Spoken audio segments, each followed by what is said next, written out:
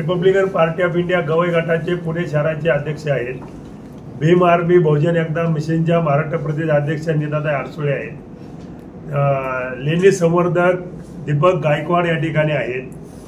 पत्रकार आणि सामाजिक कार्यकर्ते संजय ववाळ या ठिकाणी आहेत. बहुजन सुरक्षा दलाचे आशुतोष भोसले या ठिकाणी आहेत. रिपब्लिकन जनशक्ती पुणे जिल्हा अध्यक्ष माऊली उर्फ किसन भोसले या ठिकाणी आहेत.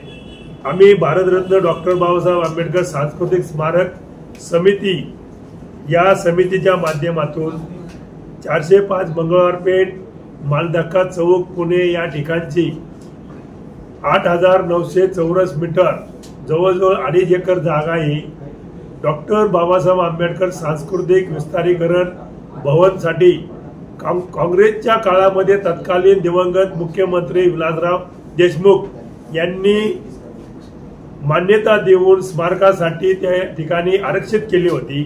त्याला पुणे महानगरपालिकेने 2008 साली सभागृहामध्ये ठराव करून मान्यता दिली. झोन गेला. 2013ला तो झोन कायम झाला. 2016ला आताचे मुख्यमंत्री आणि त्यावेळेचे मुख्यमंत्री देवेंद्र फडणवीस यांनी 2016ला त्या प्रस्तावाला मान्यता दिली. परंतु 2017ला गैरमार्गाने या जागेचं आरक्षण उठवून सांस्कृतिक आरक्षण उठवून व्यावसायिक आरक्षण करण्यात आलं आणि सुधारित आराखड्यामध्ये ही जागा व्यवसायासाठी बिल्डरला देण्याची त्या ठिकाणी प्रक्रिया सुरू झाली आणि त्या ठिकाणी या विस्तारीकरण आरक्षित जागेचा भ्रष्टाचार सुरू झाला. आणि हा भ्रष्टाचार सुरू होत असताना सुधारित आराखडा पुणे महानगरपालिकेचा होत असताना पुणे महानगरपालिकेमध्ये हा ठराव सर्वसाधारण सभेमध्ये आला असताना त्या ठिकाणी आंबेडकरी विचाराचे जे नगरसेवक होते, मग ते कोणत्याही पक्षाचे असले, त्या आंबेडकरी विचाराच्या नगरसेवकांनी विशेषतः बौद्ध समाजातल्या नगरसेवकांनी त्या ठिकाणी विरोध का केला नाही. आणि तेच लोक या आंदोलनामध्ये 15 ऑगस्ट पर्यंत आंदोलनात होते. ही समाजाची दिशाभूल आहे. तरी सुद्धा आम्ही सर्व त्या आंदोलनामध्ये असणारे कार्यकर्ते आम्ही एक समाजाची वास्तू होणार आहे.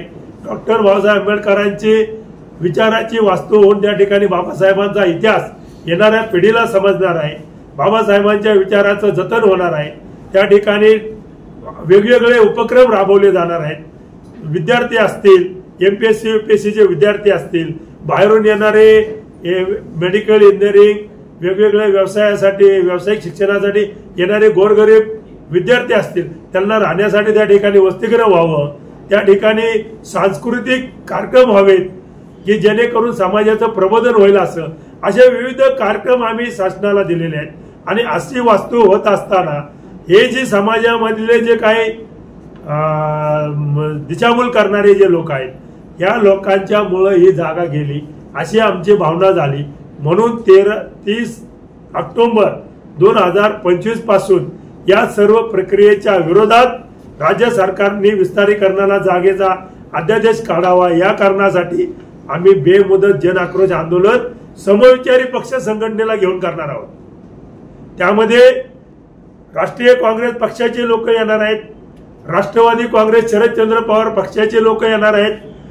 शिवसेना उद्धव बाळासाहेब ठाकरे पक्षाचे लोक येणार आहेत. संभाजी ब्रिगेडचे लोक येणार आहेत. कम्युनिस्ट लोक येणार आहेत. जे समविचारी लोकशाहीवादी लोक आहेत, संघटना आहेत, ते लोक येणार आहेत. जवळजवळ 72 बौद्ध विहाराच्या प्रतिनिधींनी आमच्याशी संपर्क साधलेला आहे आणि ते लोक अजूनही बौद्ध विहारामध्ये ह्या मॅसेज देण्याचा प्रयत्न करणार आहेत. आणि या आंदोलनाची व्याप्ती सरकारने लक्षात घेता 29 तारखेपर्यंत डॉक्टर बाबासाहेब आंबेडकर सांस्कृतिक विस्तारीकरण भवनचा अध्यादेश काढावा. अन्यथा सरकारला नामुष्कीला सामोरं जावं लागेल. या शहरामध्ये जो काय परिणाम होईल, कायदा सुव्यवस्थेचा प्रश्न निर्माण होईल, ही संपूर्ण जबाबदारी NG व्हेंचरची असेल आणि राज्य सरकारची असेल.